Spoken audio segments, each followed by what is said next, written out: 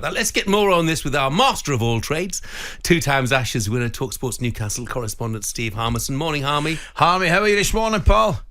I'm very well. Good morning to you both. Listen, mate, never mind the golf, never mind the cricket, never mind anything. I never mind the football. How was Roxbury? He played Roxbury, was it yesterday, the golf? I played Roxbury on Saturday. Man, that is a golf course. I bet the weather was brilliant, mate, was it? The weather was beautiful. It is a beautiful golf course. It beat me up. I thought I did all right. I'd made 2 or 3 bad drives. That was about it. And I shot 88 off 8. It just gobbled me up. It was a brilliant place, lovely golf course. And I mean, you need to be a mountain goat to play that thing because you just never feel as though you're walking on a flat bit of surface. It's beautiful up there. God's country. Fantastic, Ali. So you've had a good weekend then all round, mate. We'll talk about the cricket in a moment, Harmy. Newcastle, were you as surprised as Ali and I were when you were under the cosh in the second half that you managed to win the game? Not surprised because I think watching the game, Tottenham's high line, sitting on the halfway line about 5 rows back and seeing that, you know what, 1 ball finishes Tottenham off here with with Van der Ven. There was a couple of times Isaac got in the first half. Murphy got in a little bit earlier before Isaac scored the goal. You were thinking, yes, Newcastle under the cosh, but if Newcastle just find that 1 ball, Nick Pope, he made a clearance in the first half, and Anthony Gordon ran in. So you could see from where we were sitting that, it just takes 1 ball, and they've got the pace that Isaac's got, Gordon's got, Barnes has got. Newcastle are a threat here, even when they're on the edge of their own box, and that's what happened. It was a lovely ball by Joe Linton, showed a bit of calmness, a great turn, and a smashing ball through. And then, obviously, and to be fair to Jacob Murphy, he had come on. He'd only been on about 15 minutes. He gave the ball away 4 times. He was dispossessed twice, and then he's run through on goal, set the goalkeeper down. And Alexander Isak. Eddie Howe said afterwards to us that Alexander Isak needed that goal just to get his season going. It was put on a plate for him, and Tottenham were excellent yesterday. Tottenham were really, really good. If they had a number 9, I think this game would have been a different scoreline. Harmy, what about Newcastle in terms of the season ahead? Maybe a crazy thing to say, but did they have a brilliant window in the respect that they've kept, whether it's Joe Linton, Guimaraes, Isak? Yeah, there's been a lot of talk about Newcastle's window. Yes, they had 1 big target in Mark Gay, and I think they are short at centre-half. They haven't got European football. They did brilliantly to keep the likes of Trippier and who you mentioned there. Yeah. But I think what Newcastle fans and hopefully they remember as well is that Joe Linton missed a lot of that season. Harvey Barnes missed a hell of a lot of that season. Sandro Tonali missed the entire part of that season. So getting them players fit and coming back into the team was made Newcastle stronger. So as much as it was a disappointing window that you didn't set the bar high by going, right, we're going to continue with Chelsea, Manchester United, Liverpool, Arsenal. We're going to buy big players and we're going to steer around that top 4, top 8. Then, I think Newcastle will be in and around that area. And when it comes to January, they might have a different target in mind, which maybe I think affects the pitch, higher up the pitch, which gives them a push to go for Europe. There was a lot of players injured last season, even Nick Pope himself, who, yes, he had a little bit of a horror moment for the goal. But, 3 or 4 wonderful saves yesterday.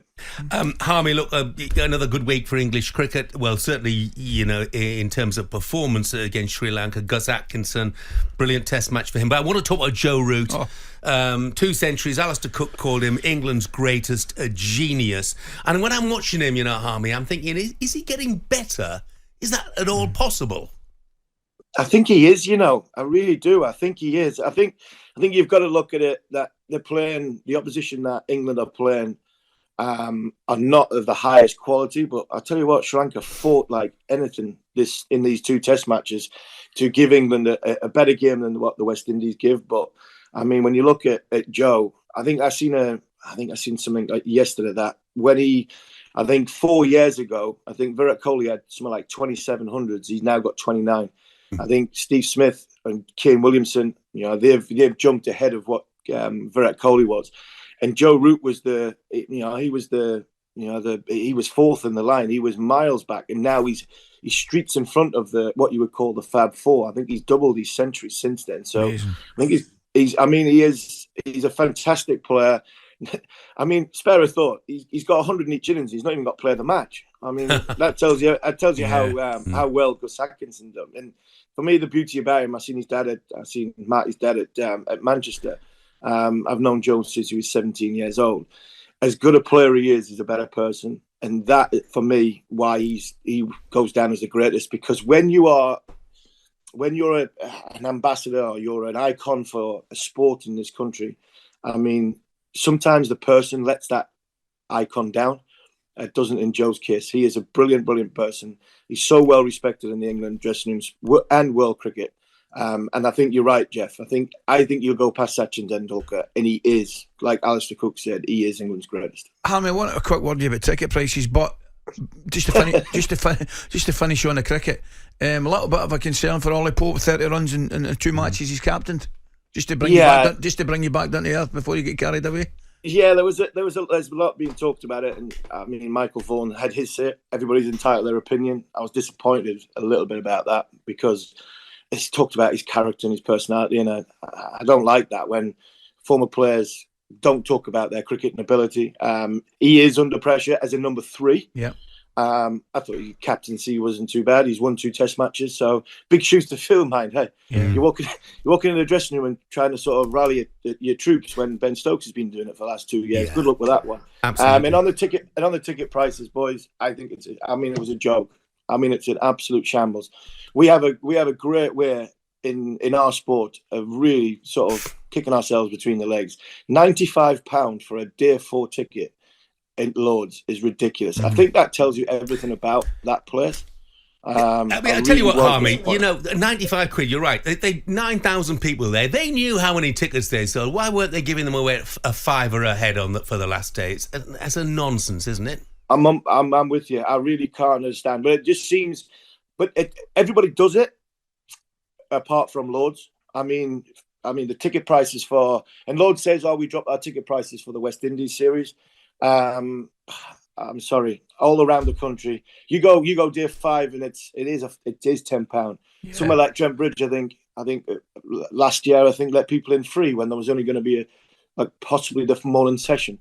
I think, like I said before, we have a great way of sort of kicking ourselves in the nuts when stupid things like this comes. And we're trying to revive Test cricket. We're trying to give it some life because it's struggling with franchise and white ball cricket in the world. And you know what? I mean, that was a joke yesterday. Harmy, quick message. It comes from Chris in Liverpool. He says, message to Harmy. True gentleman at the British Masters when we met him last week. He was fantastic with my young lad. Top bloke. Well done, Harmy. Well done, Harmy. It's not a Harmy I know right enough, but well done, mate. I had just a quick one on that. I had Swanee and Goffey, and when we were introduced to Marcel Seam, somebody says, he's a good guy, this guy. He's a bit mad. I says, you ain't met Swanee yet. I says, this bloke will get really... I'm perfectly well with Swanee. So we had a great time, and thanks, Chris. It was a brilliant event. And Goffey and Swanee were on fire as well. Excellent. Thanks, Harmy. Cheers, mate. Cheers, boys. On AM, on DAB, via the talkSPORT app and on your smart speaker. talkSPORT.